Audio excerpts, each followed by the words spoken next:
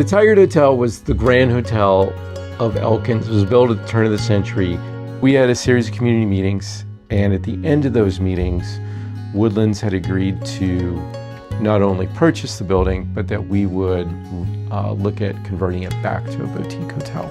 And some of the hardest pieces to get together are those very preliminary pieces when you're scoping out the project. And that's where the Brownfield Center in downtown Appalachia has been really key on this project, as well as other projects we've worked on over the years. 2005, Senate Bill 603, deep down inside of it, there was the establishment of the Brownfield Centers, one at WVU and one at Marshall. These Brownfield Centers, we didn't realize when they first got started that there was nothing like this in the whole country. A brownfield is defined by EPA as a property whose redevelopment is being hindered or slowed by the presence or potential presence of environmental contamination. So we work a lot with community stakeholders, local governments, and economic development agencies to take an old blighted site and a liability in a community to make it an asset. Brownfields is about the quarter-acre gas station property, the dry cleaner lot, that vacant property that nobody knows about. All those are brownfields that can be effectively addressed and looked at and then hopefully repurposed for something positive. We are blessed with mountains and beauty, but we were not blessed with flat land and developable land.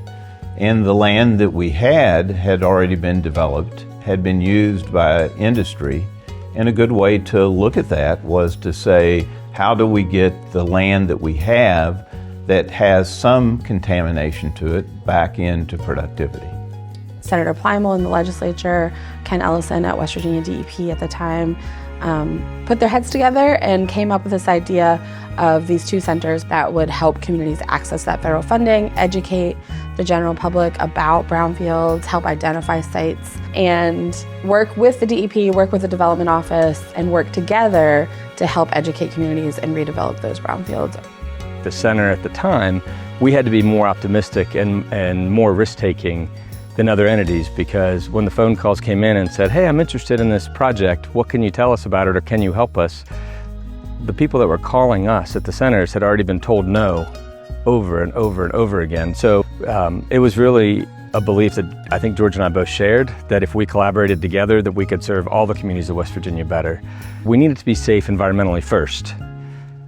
We have to be able to make a good economic development pitch, and we have to have a champion.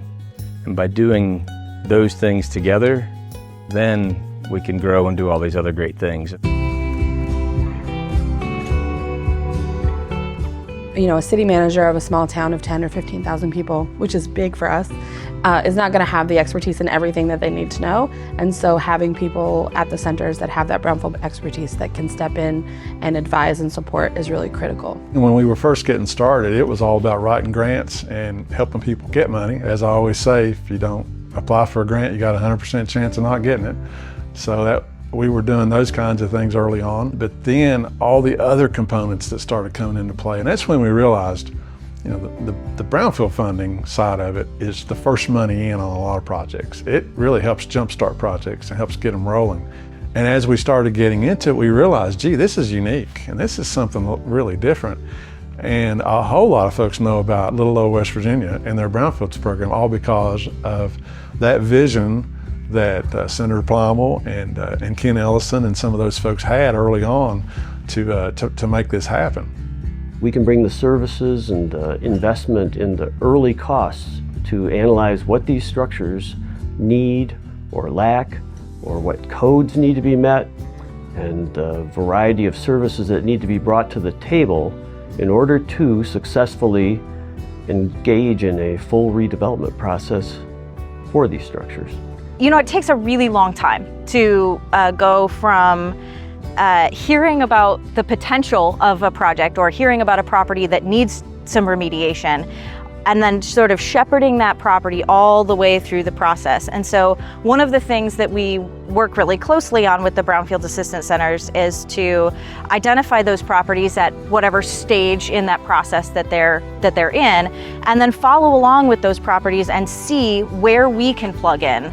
I think every year the Brownfields Assistance Center and DEP becomes more and more of a cohesive team working together and collaborating with each other, and whatever we hear we share with you and vice versa. And so we're able to have a greater impact in our communities that way. There's no way we could accomplish some of these projects on our own. We just can't, and I'm sure that's that way. Maybe there's a community or two that can, ours can't. And so having that engagement and that partner support, just absolutely awesome. One of the coolest things about working at the Brownfield Center is that we can try and help solve the mystery, the part that folks just don't know offhand, and kind of bridge the on-the-ground activity with the behind-the-scenes environmental considerations that inevitably come into play.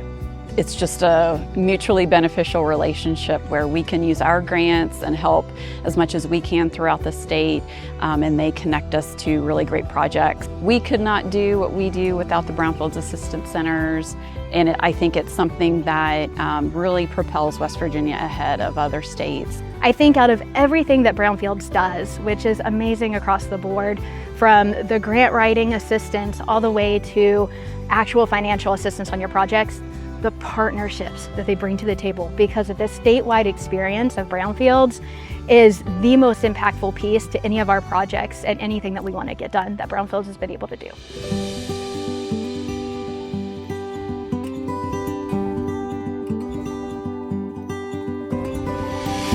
The Stats Building was constructed, we think, about 1920, 1922.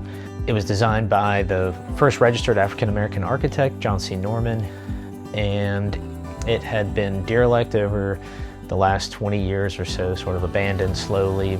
And my father and I got together and sort of came up with this creative financing model along with some great entities, including Brownfields. So this wall is locked in with the one upstairs, so that the chases are easier for utilities and stuff. That was all the historic tax credit kind of requirements to meet all those? Had to get at least like the footprint laid out, like where the walls would be for the part 2.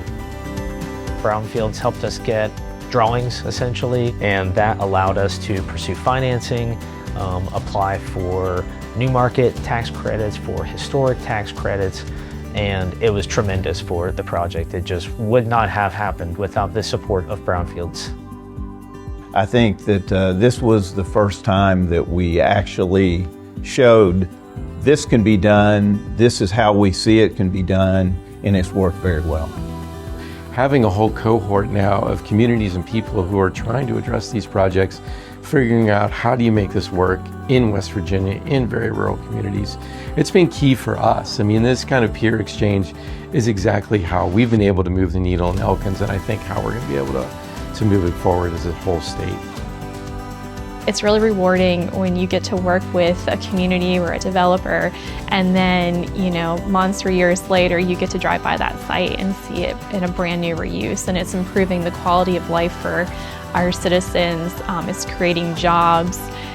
It might be creating parks for our kids, and it's just really rewarding to know that you had a part of that.